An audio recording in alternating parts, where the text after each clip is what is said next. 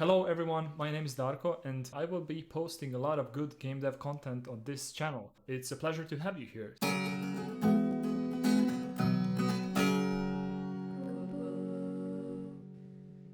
I said I'm gonna be doing game dev stuff, but I didn't explain what exactly. So the plan is to do a lot of different tutorials about different programming aspects of game development in general. And I was thinking where to start. And it's hard. Like if you have some programming background, you might want to go into C++ stuff more. That doesn't expose the game dev perspective of the whole thing that easily. Like it's not visual as it can be, but it's not as easy to make it visual. For this specific first tutorial, as I imagine the series of tutorials, we're gonna make a shader in using ShaderToy, which is a web page basically that enables you to write shader stuff directly, and you don't need to set up any IDEs or anything like that to actually make it, right? So it's easy. You just open this page, press new, which is basically here. You don't even need to create your own account. You can just press new, but create an account so you can save your stuff, save your work, and you can also share it easily with your friends later on. And for this specific tutorial, I choose to make a ray tracer implementation, ray marcher, as some may call it, which enables us to translate the 3D world into 2D world. You don't need to be a programming expert. Any basic programming knowledge is definitely a big plus. You might not be able to follow some parts of this because you might not know how vector algebra works in general or how different aspects of GLSL work, but that's not really important. I just want you to see what you can do with a little amount of code, how much you can actually do for real. We're gonna make a ray tracer. That ray tracer is gonna be rendering one sphere, and that sphere is gonna have just a basic illumination or shading, not really illumination. You'll see. So it looks like a sphere in 3D space and not a circle, right? So the thing you see on the screen right here, that's in ShaderToy. The screen you see here, it's basically what's being rendered when this code is compiled over here. And this main image function, what it does, it sets this argument that's fragment color out, means that that's basically a reference, or not to confuse anyone, it's basically whatever you set, whatever this is being set to, whoever is calling this function is gonna see the changed value, kind of. But the whole idea of this main image function is to set something, to set the frag color to something, and this frag color, it's actually the color of each pixel on your screen, which means this function gets called for each pixel on your screen. So if you have a resolution 800 times 450, just multiply those, that's how many pixels you have, and basically that's how many times per frame this function is going to get called to color your specific pixels, a pixel on a specific coordinate, right? So if you have so what would happen if you had, let's say if you returned only one color here and not something that differs? So I'll give you a second to think about it. So if you set this to frag color to a color that's kind of, let's say we set it to blue. So color is a vector with three-dimensional vector in this case, which is just RGB values, so red, green, and blue. So if you set blue to 1 and the others you set to 0, it should be blue, right? So R is going to be 0. Also, the notation you write here, you got to write the number and a dot to indicate that it's a float value. So it's going to be red is 0, green is 0, and blue is going to be 1, right? So these colors, they go from 0 to 1. So it's not 256 like you might have seen in many other scenarios. It goes from 0 to 1. Most of these, like you're gonna see how we're gonna treat these coordinates on screen. You're gonna see that we're also gonna go from 0 to 1, or we're gonna shift it by 0.5. But you'll see how it all works. So we have this color. Color is this should be blue, RGB. So we basically, if we set that color to blue and we compile it, guess what? Our screen is now completely blue because each pixel now receives this color. But what if he said, like, what if he said, I don't know. So what's important to know as well is that each GLSL program here has some parameters exposed. Like this program over here actually has something called itime, which is built in as a variable that you can use. And itime is the number of ticks. It's a floating point value, so it's not number of ticks, but it's the time that has since the beginning of your program execution, more or less. So itime is going to be, in this case, I assume 5197 point something. So that's going to be your itime. So it just keeps flowing. So you can just imagine if I put itime over here as this one, it wouldn't help a lot because it will always be larger than 1. So if I compile it, it's still blue. It's 5,000, which is larger than 1, which basically clamps it to 1.0. But can you remember any sort of functions that we could use to actually go between 0 and 1, for example? Like in shaders, you're gonna see sinus and cosinus functions all over the place because you can do many things with it, and your custom functions are all gonna be written using different math expressions. So in this case, if I said sinus of itime, so sinus fluctuates, which basically means that the sinus of your itime is gonna go between 0 and 1 all the time, and that's a pretty good way to do stuff, like to do these animations with different animations with fade out, fade in, and so on. So let's not waste any more time on these basic things. Like, you get the basic idea, and I assume from this point on, I assume that you know super basic stuff. You know that a pixel has a color that you assign here and so on. But now there is a question. You wanna render a sphere. That's a 3-dimensional body that you want to render in this 2D screen, right?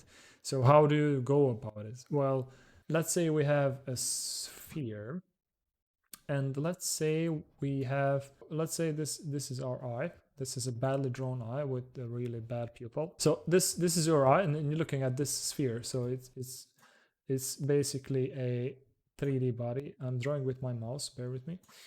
And you want to display this sphere on the screen, and it's a 2D screen. So how do you do that? Well, let's say we shoot rays from our eyes. We shoot rays. So if from your eye here, it can either hit this sphere or it can miss it, right? So the whole logic of ray tracing is that ray marching is that you shoot a ray somewhere. If it hits something, you're gonna basically draw something on that pixel. But you might be thinking now, okay, fine, but which pixel do I draw into? So how does that work? Well, your screen is a canvas, basically. It's a canvas of a specific resolution. So each pixel shows something. Each pixel has a color information. So it can be any color. So what you need to do in this scenario is that, let's say you have, I'm gonna try to draw this in a way that it makes sense in 3D. So this is a 3D plane, which is basically in front of your eyes like this, right? So you're looking at it, and let's imagine, so in this scenario, let's imagine that this whole thing is that canvas. So in that scenario, each pixel carries the color information, right? What's going to happen here, this canvas is a canvas with the resolution we had, 800 times 450. So what's going to happen, you're going to shoot into each of those pixels, imaginary, you're going to shoot a ray through it. It's going to go through the plane, and that ray is going to go here, right? And let's say it hits the plane over here. This pixel will have a color value of this thing here, which is basically nothing. Then you'll see we can just render a black pixel. on that place. Well, what happens if you go, let's say, through here, you hit it somewhere here. This is 1 pixel. It's not a line. The ray goes here. Oh, it's behind it. All right. And then it hits the sphere, let's say. So when it hits the sphere, this pixel over here has the color of the sphere. So what happens, like how does this canvas look like once you go through all the pixels? Once you go through all the pixels, you have the full picture, right? So basically you have the sphere on your canvas. It looks like this. So you have this, and then you're gonna have in the middle your sphere. It's somewhere. I mean, you position it somewhere, you're gonna see it, right? So this whole thing, this thing over here, it looks like a flag of Japan almost. That's good. This is the end result we want to have at the end of this tutorial video. And we're going to spice it up with some magic in this first part. I think we should hurry up a bit because we're never going to finish this ray tracer. So we want to have a canvas and we want to have our eye or camera positioned somewhere, and we want to shoot rays from that camera through the canvas, and we want to hit or we want to hit an object, or if we don't hit it, we're going to just draw something, sky or black. We are in the space. We're in space. We don't care about what's behind, right? So, and that's what we're going to be doing. So let's start. Let's imagine. So yeah, we can basically define our camera and our sphere as 2 objects that we can easily set up and change their properties as we go. But we can basically write a. It might be here in my keyboard, and that might be a super annoying. I gotta check that in post production if I can kill it. You might not hear. I don't know. So our camera is our eye, like I explained just a moment ago, and that eye has a position, and that position is in this case. Let's see. It's a 3-dimensional vector because in 3D space you have 3 coordinates that I assume you know this. I mean, this is something that it will be hard to follow anything if you don't know this. If you don't know this, then just Google it and 3D coordinate space. Blah, blah, blah. You should probably know that. So then you have vector 3 direction. Direction is a normalized vector. Normalized means that it has length 1. It doesn't really matter in this context. It can be pointing anywhere and have any length, really, magnitude. It doesn't really matter. But you have your position, right? Your eye is positioned. Then you can also look in a specific direction. You can tilt the camera if you want to, right? So you got to have that freedom. And a camera has a focal distance as well. And in this context, focal distance will be the distance between your eye and your canvas. So how does this focal distance work? Well, just imagine shooting these rays like this. It depends how many pixels you have. Your rays are going to shoot through that canvas. So if your eye is here and the canvas is here, if you got closer to your eye, the rays are going to disperse more, right? So that focal distance, or it's basically in this context, it's more of a zoom. So if we change this zoom to, if you change the canvas to be here, the rays are going to disperse more, which means that the less amount of rays are going to hit the sphere in the end. So your sphere is going to look smaller, more or less. If you go this way, that means that much more, that the sphere is going to be taking a lot of your screen, because now the rays are shooting more straight. So by changing this focal distance, as I call it, in this context, you're going to change this. But we can call it zoom just for the sake of it. So you'll figure it out on your own anyway. And this is how in GLSL, this is how we can create the structure instance instantly. Basically just naming it like this. And it's a global thing and we can use it. GLSL is, like, when writing stuff in GLSL, I feel super dirty. Let's just say that. But anyway, it works, and I think the whole intention of the video is not setting up a standard in GLSL. So we want to have that. So besides that, we want to have a sphere we want to have a sphere that also the sphere itself needs to have a position, so it's also 3D space. It needs to have it needs to have a radius, right? It's a sphere, so we're gonna add radius. And maybe color, let's skip the color part. So what else? So we have the position, we have the radius. So it's gonna determine where and how big the sphere is. It's actually straightforward, right? Cool. Perfect. And now what I like to do, I like to have this function called setup scene. So if you have a big number of primitives on your screen, like let's say a sphere and a cube and a bunch of other bodies, you might want to have a function where you set them up in a different way and set their props and set their size. And you need to call this function each frame because this is being recalculated inside of this fragment shader concept. So in setup scene, what you do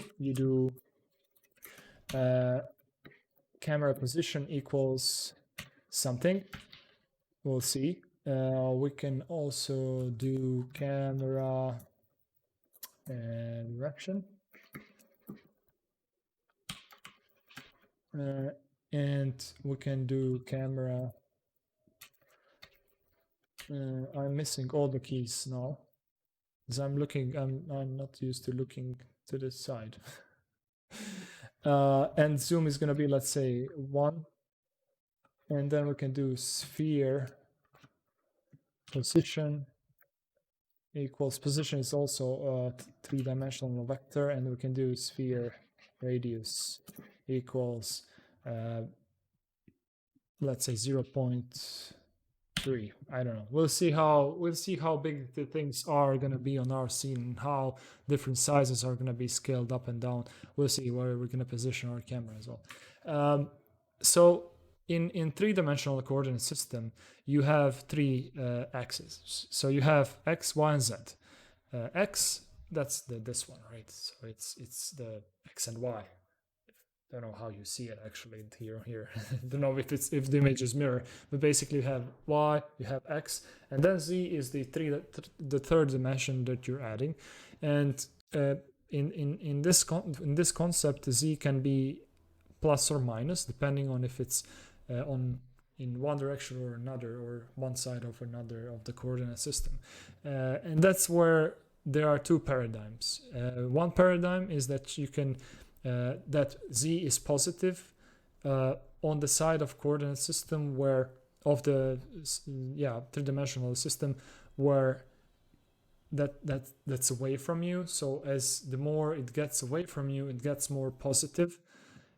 That's one concept. And the more negative the z coordinate is, it's basically closer to you.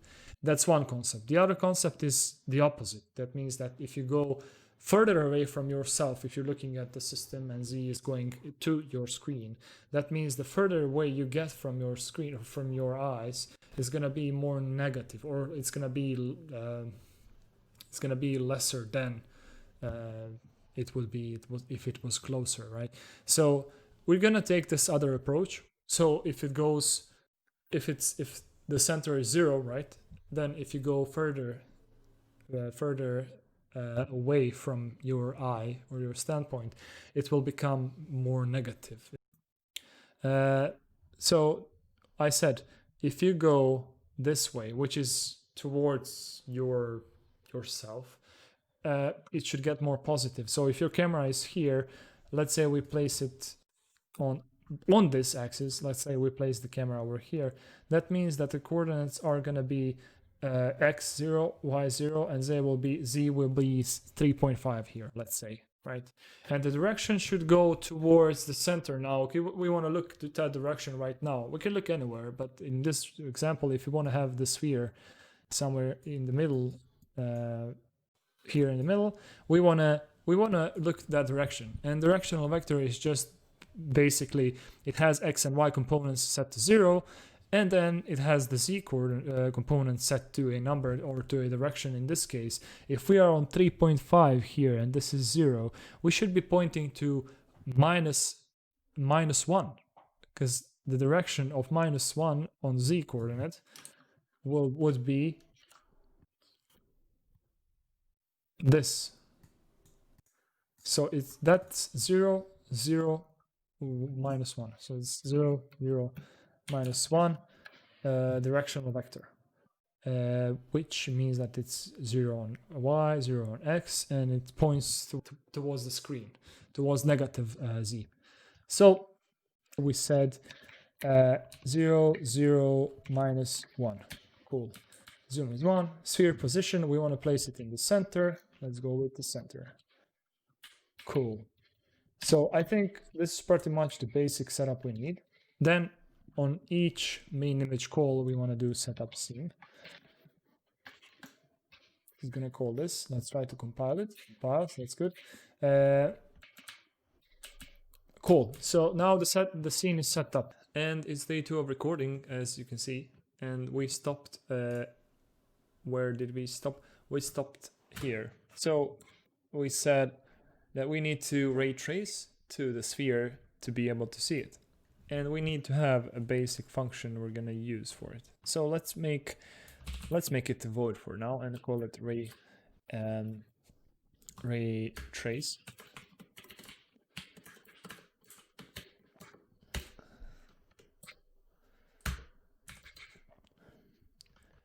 And this function is gonna, we'll see what we're gonna pass as arguments, but what it's gonna do, it's just gonna try to intersect with the sphere. So it's gonna be something like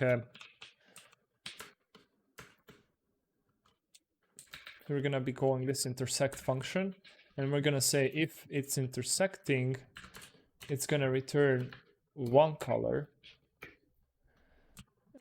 I'm gonna just write color, or else we're gonna return, for example, we're gonna return sky color, and we can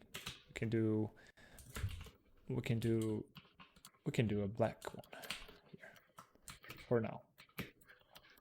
And let's make our sphere. I don't want to make it anything super bright. It's gonna look cheap. Let's do, I don't know, 0.43, 0.5, 0.1. So we're gonna return this one, which means that ray trace should return this color, right? If you compile this, of course there is no intersect function. We're gonna have an intersect function that is gonna test if our ray is intersecting. I'm gonna need to explain it a bit more in details, and probably on paper, because I think that's the easiest way to do it. And once we have that on paper, once we solved it, then we can just write it out and it should just work fine. For now, we can return true always, which means that we are always intersecting. If we compile this, it works, that's fine. And this color over here, we're just gonna do ray trace. Boom, so the whole screen is now of this color, and we'll see what we're gonna do next. So let's jump into the math part of it. So we need to know how, mathematically speaking, this thing works, and then we can continue. Okay, now the hard part. We need to have a way of calculating where our sphere in the scene is, and we need to have a way of actually knowing if our ray hit the sphere, and we need to do some math for that. So bear with me, just go with it, and if you don't figure it out on the first fly, it's fine. Just do it, and then later on you can go back to it. I might also skip some parts as it might be too much for me to do now, but I'll just go through it, and yeah, we'll figure it out as we go. So we have our sphere, and that sphere, to be able, that sphere looks like this, right? So it's in 3D space, and we are looking at it from this point here. So if we shoot a ray here, we hit it here. If we shoot a ray here, we hit it here, right? So we can do this. We have a sphere,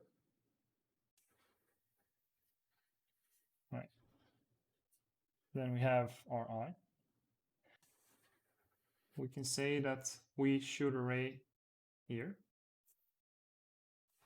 and we hit the sphere on this point over here. Here is the center of the sphere itself. Here is the origin. We can label them with O and C, just so we know where we are. This is the radius itself, right? This is, we can make this a vector.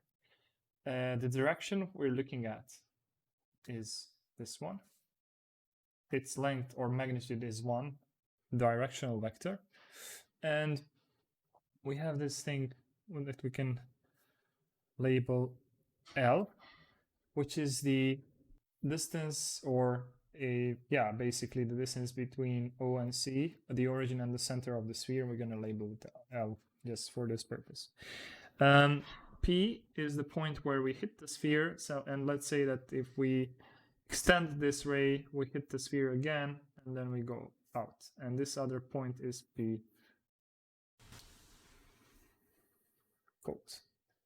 So we have 2 points where we hit the sphere. And that's cool. So how do we get these points? We got to know if we hit it, and we got to know where we hit it, just because you'll see, like, it's going to make a difference what we're going to render depending on what we hit first and so on. So we have these 3 important, or 2 important distances, which is T0 and T1. And those are the distances from our height site, or the origin itself, to a point, or the first one or the second one.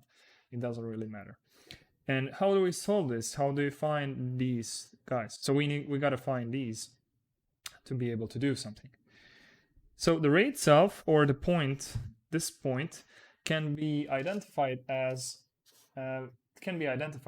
P equals origin, which is this one, right? Plus T times D. D is a vector of magnitude 1. So if we multiply this by T, we can get to this P. So we're just going to know how big this T is to actually know where this point is in vector space, right? So P, the other P is the same thing. This is T0, this is T1 times D. So we gotta find these 2. So there are 2 ways to solve this problem. One is a pure geometry calculation we can do, geometrical solution. The other one is the analytical solution, or we can use vectors to solve it. And that's basically using these, and you'll see these are important for us as we go further. So let's start. The sphere formula in 3D space goes like this.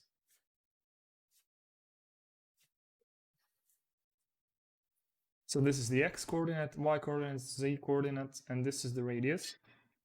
And this means that there are some points inside of the coordinate system which fall into this equation, and they are all on the surface of this sphere. And that's cool. Then we can do some math magic, and this is where we're gonna take a few shortcuts, but just follow through. You'll figure it out.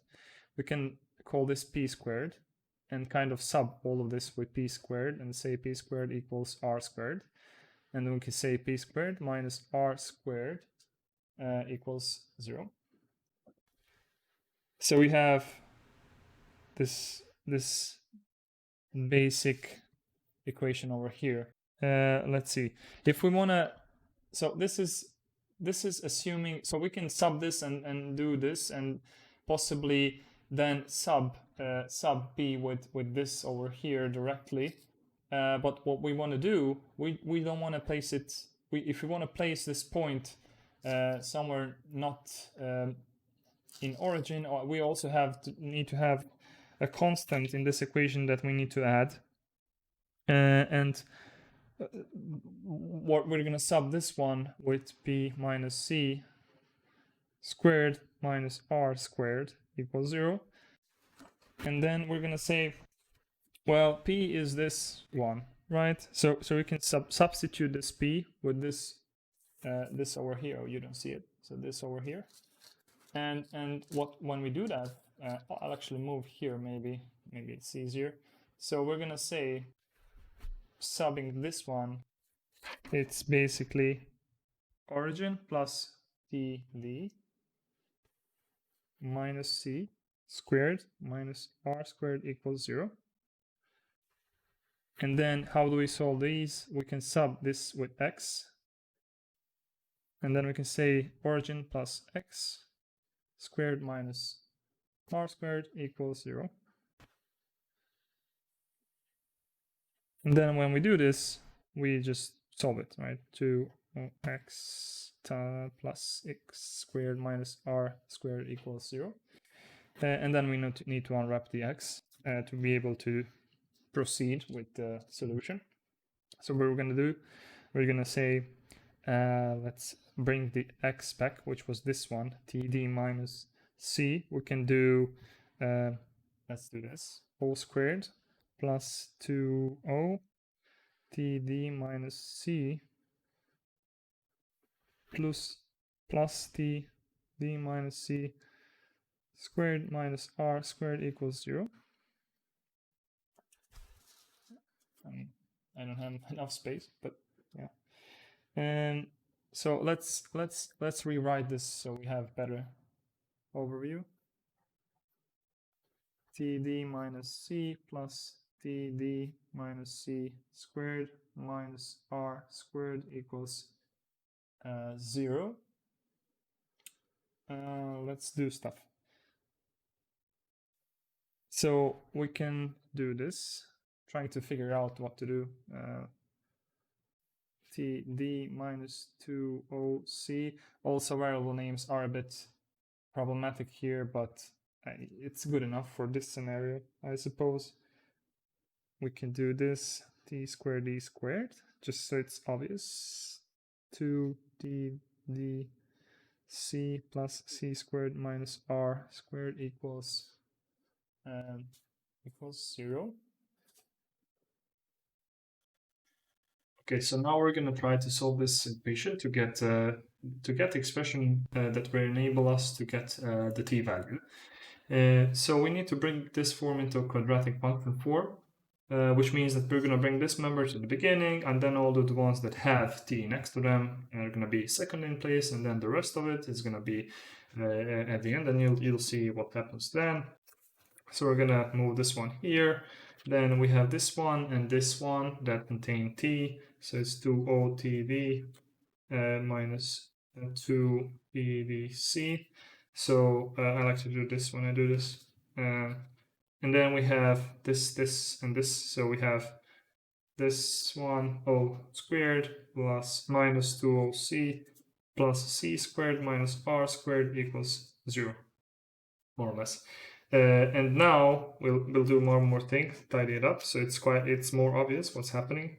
So if we do t times 2d o minus c, so we converted this one into this one, and then look at this one, it's a quadratic function, so we can basically do, this is o minus c squared, just the regular one, minus r squared equals 0. Perfect.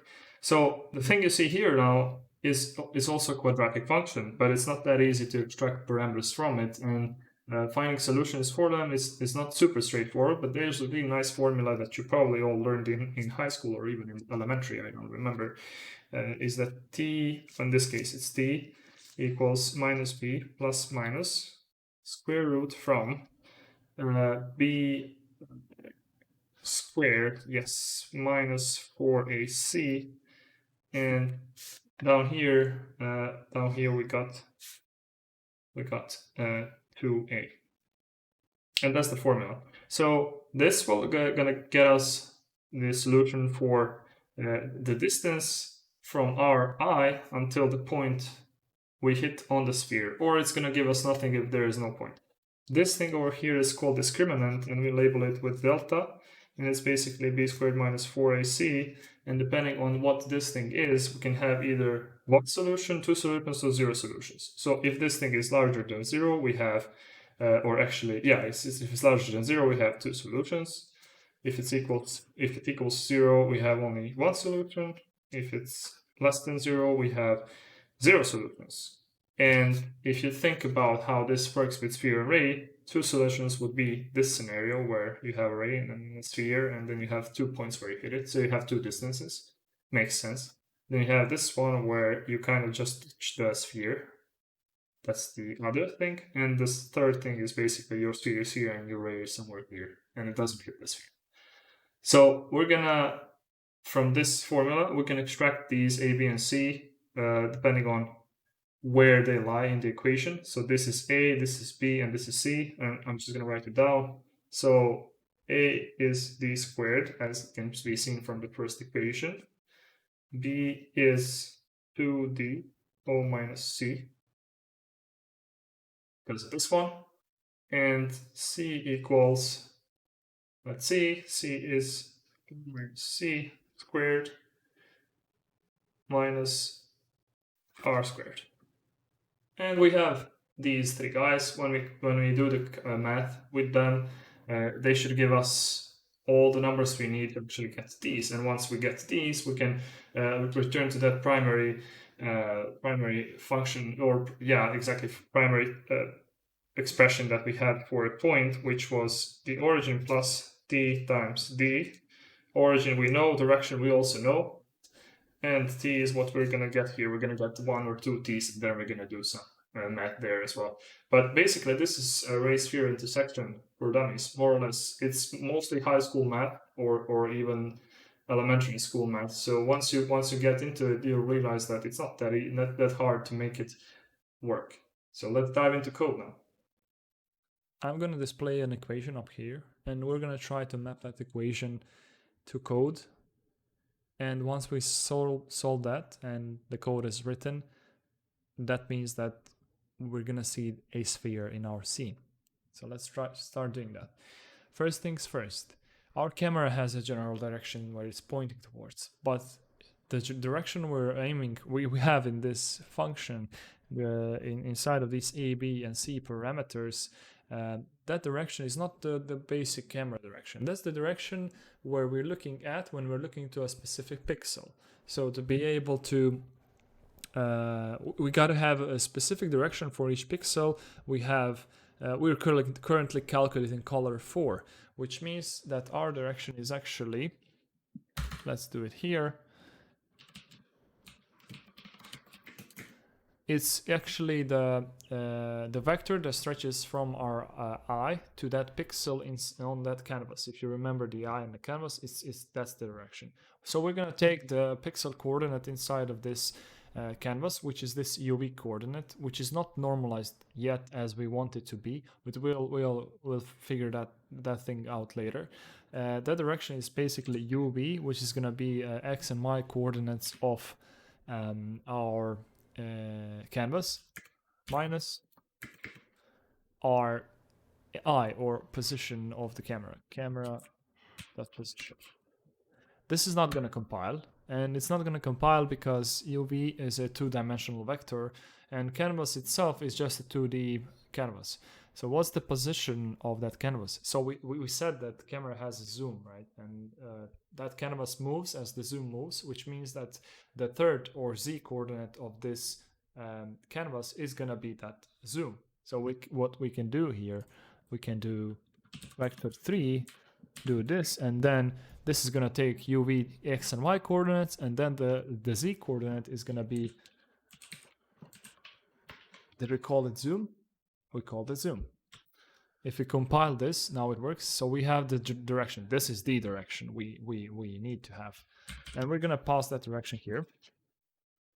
This one is going to accept that direction. Also, one more thing. This direction right now is not normalized. So it has a specific length. And direction as itself in concept is just a direction. So it doesn't need to have a magnitude. So we're going to do this. when we do this, we normalize it to be of length 1. It just points the direction and it won't affect other calculations we're gonna be doing.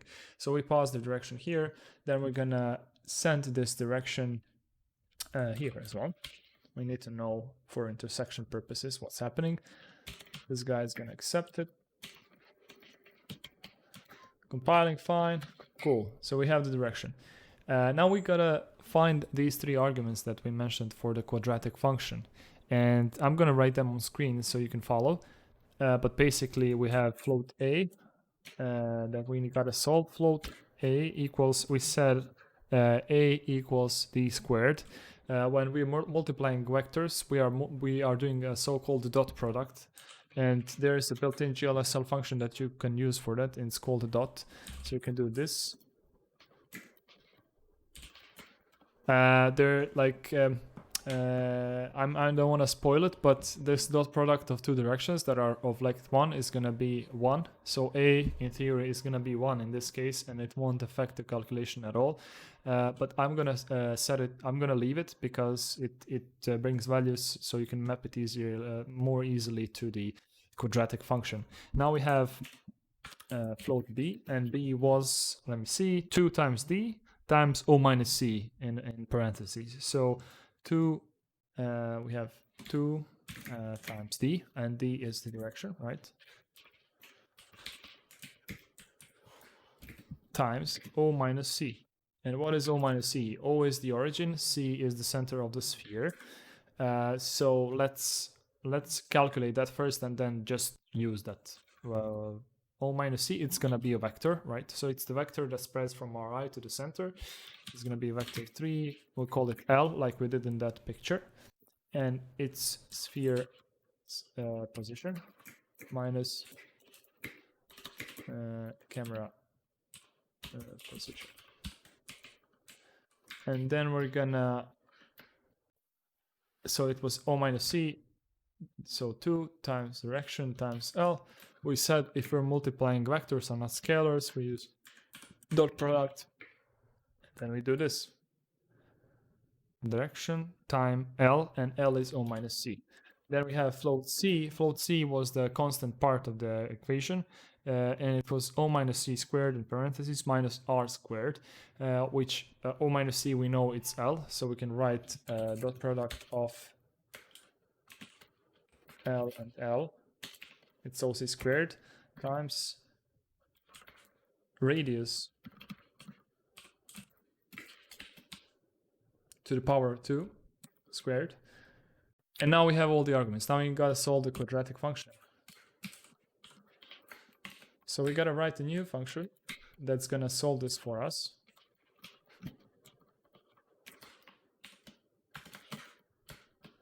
That's gonna accept A, B, and C as arguments.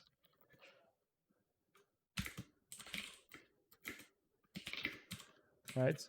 And then we're gonna try to calculate, basically get the T1 or T0 and T1 out of this equation using A, B, and C. So let's see. First thing we gotta calculate is the discriminant, which we said, depending on this value, we're gonna have 0, 1, or 2 solutions, and discriminant was equal to B squared minus 4 times A times C. If this discriminant is, we said if it's less than 0, then there is no solutions. If discriminant is equal to 0, then we have only one solution. Since discriminant is in that formula, it's the whole thing under the square root. If it's 0, that whole part, that whole chunk goes away, and the only thing that remains is minus b divided by 2 times a, which means it's going to be minus b divided by 2 times a, and that's going to be float t. Jesus, yeah. Okay. Now we have that t. We're also gonna, since we gotta return t0 and t1 as we gotta return them back from this function, we're gonna write out float t0. and out float t1. Out keyword enables you to pass a specific argument to a function and then set that argument to a value, and that value is going to be available outside of the function to whoever called that function. And this is an easy way to return multiple arguments if you need to. So instead of doing this, we can do t0 equals t1. So both t0 and t1 are the same number, same point or same distance, and we return this since there is only one solution. In any other case, and we also return true because there is a solution. Here, whatever we write here, it means that we have two solutions. So we just need to calculate those two solutions and return true, and we should be good to go. If discriminant is larger than 0, there's two solutions. The first solution is minus b. We can go with minus b plus square root of b squared minus, or sorry, we already have discriminant up there, so we can do this. So all of this divided by 2a.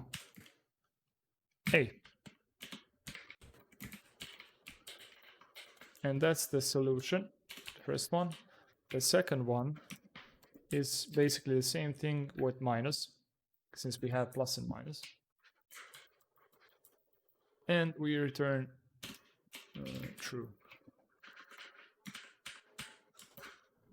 Okay, that compiles fine. It doesn't. Why? Because we didn't pass these parameters. We also need to have t 0, and just gonna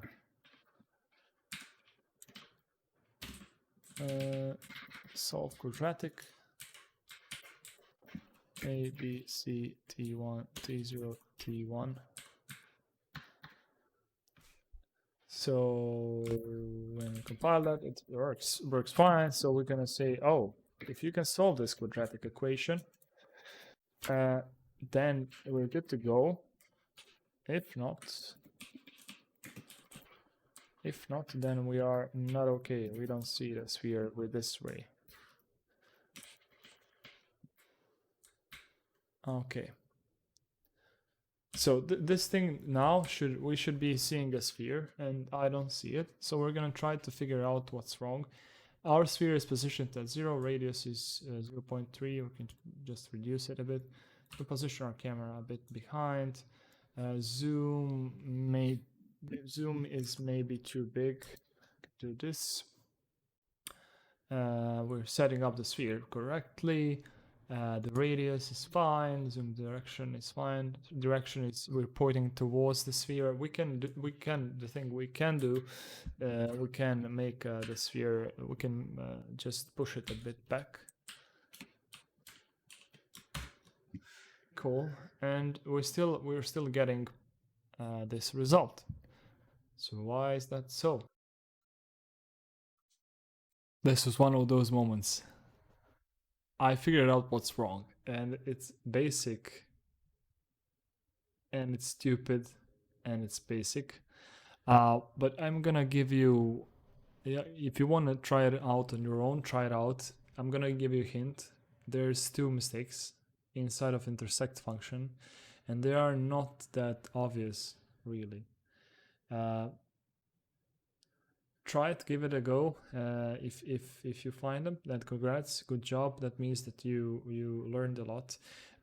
If you don't find it, it's fine, just following along. So the first thing I noticed is that we don't this is completely wrong. This should be minus, and when I do that, look at this magic, something happens, and also these two are twisted, which doesn't change anything really, but it's still it's a minor mistake just in forms of mathematics surrounding. But you'll notice one thing now, which is although we fixed it, the sphere is not in the center, and that feels kind of off. And you remember earlier that I mentioned normalization of these UV canvas coordinates. So the thing you see now happens because our coordinates are at least on x-axis, they are normalized between 0 and 1, and it's not So the aspect ratio is not correct, and it's also not normalized between minus 0.5 and 0.5, which we usually want to do. So you want to have from minus 0.5 to 0.5 x and y. That's pretty much what you want to do. So we'll do two things, and the first one is, obviously, since this goes from 0 and 1, we need to deduce 0.5. When we do that, the thing it happens that we jump, the sphere jumps to the middle. It's because now we are between the right, between 0.5 and 0, between minus 0.5 and 0.5, which is what we want to have. But you can still notice that the sphere looks like an egg. It's not the ratio is not correct. Aspect ratio is something we gotta fix. So the way you do it is, and you're probably gonna be pasting this line everywhere, really, because it's just something that you'll need to do for pretty much any project you'll be doing.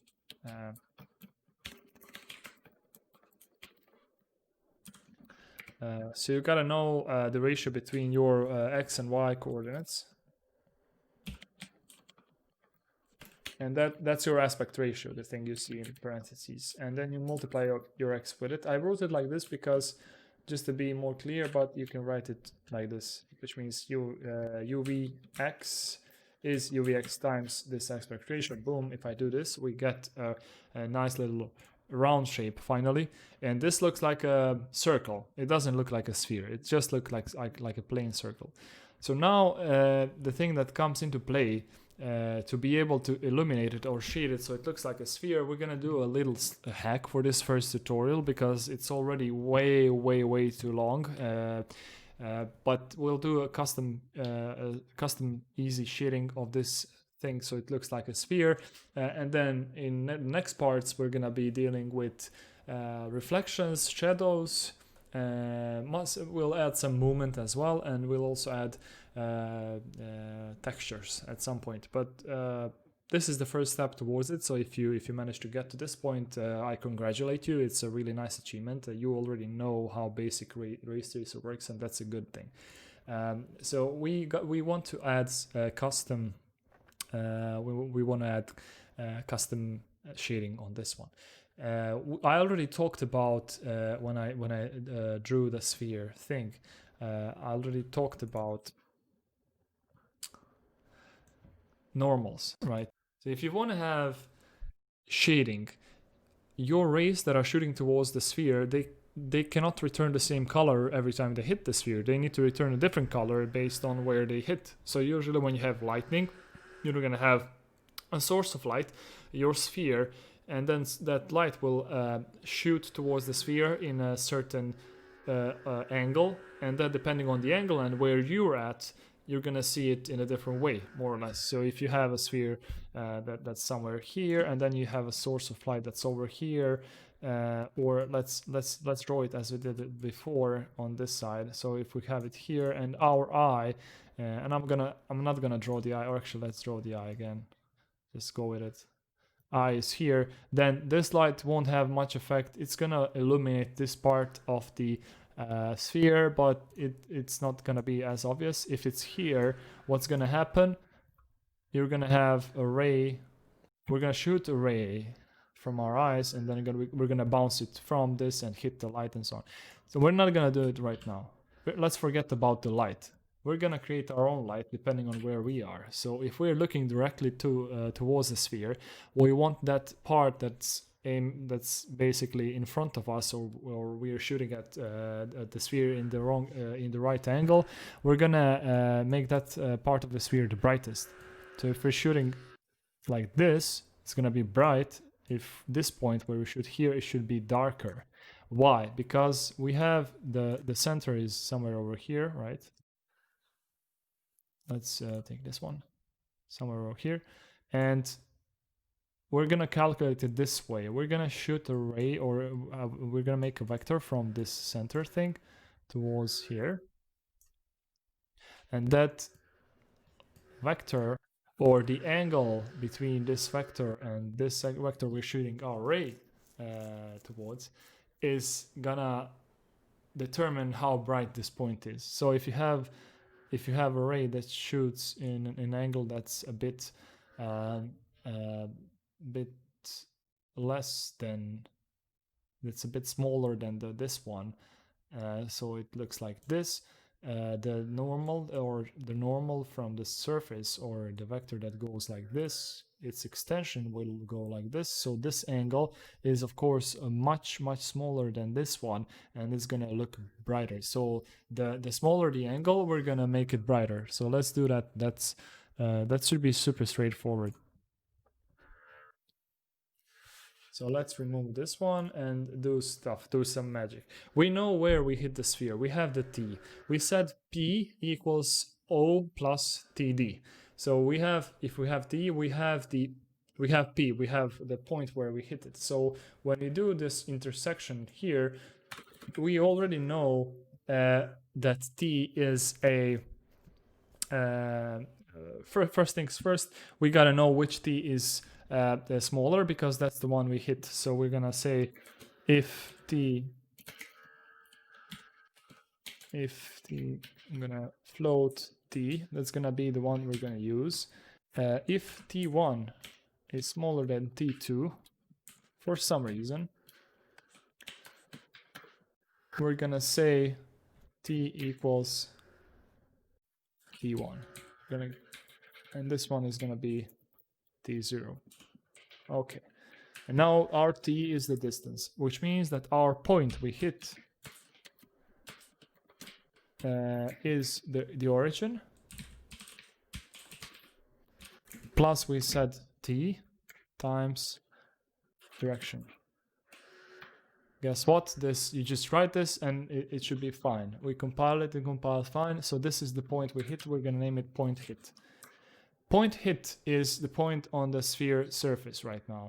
So the way to get the vector that's aiming in the direction from the sphere surface. So if we want to get this vector that goes like this, we basically need to deduce this point from this point, and we get this one. And that's the one we're looking for, because if we have this one, we have the angle between these two, because we're gonna do a dot product, which basically projects one vector to another, and then the length of that projected vector is gonna tell us a lot about the angle between those two. So if we do P hit, then we can get the normal, which is the surface normal. Surface normal is gonna be P hit minus sphere center.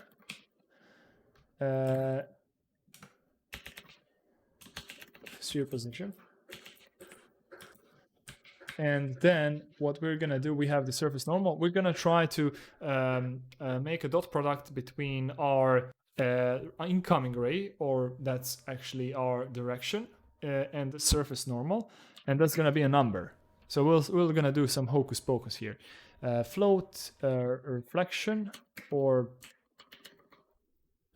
reflection. Let's call it reflection for now, and we'll probably name it later on. Is dot product between, we're gonna project our direction onto surface normal.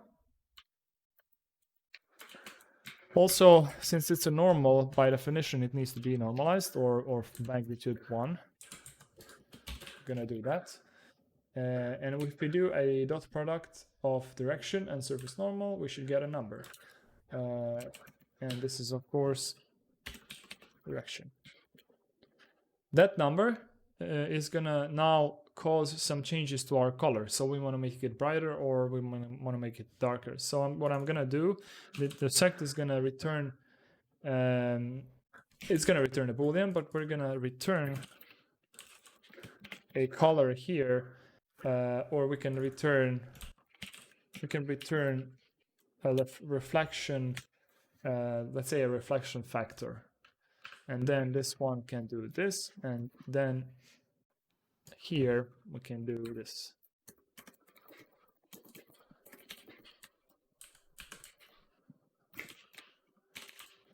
Okay, and now this color is gonna, we want it to be dependent on this reflection coefficient, or call it whatever. It's not really a reflection. So let's see what happens if we multiply this vector by this. We get nothing. We get nothing probably because our reflection over here, it might be negative. It's always negative when you do the product of vectors that go in the opposite direction. So if I put minus over here, we should start seeing the sphere. We actually see it. As you can see it, it's a sphere. It's round and it has some sphere props. So you can see this is a sphere now. I should probably change the color a bit so it's a bit more vivid. Just for the sake of it, I think it's better. Let's make it 6, 5. And maybe this one, let's make it... This is not vivid, but we can make it more... let's make it more red. And then we can tune these down. Cool. So now you can see this. Now you can see the sphere. You can see that where we're looking at, which is this area, it's the brightest area, and this area around it is darker because the surface normals from the center to that point where we hit it, that normal and the angle between our ray from our eyes and this one is actually larger, it's bigger, and that's how we modeled it, and now we see it like that. In future, what we're gonna do, we're gonna test a light source or maybe a few light sources, and then this illumination or shading is gonna look different depending on where that illumination is. So it's not gonna depend on our ray from our eyes only, it's gonna depend where the light is as well, and that's super fun. Just for fun, we can try moving this sphere a bit so it feels more alive. Let's do this.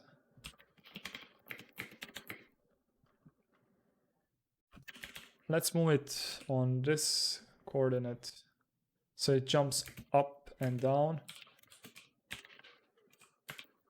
So if you do this,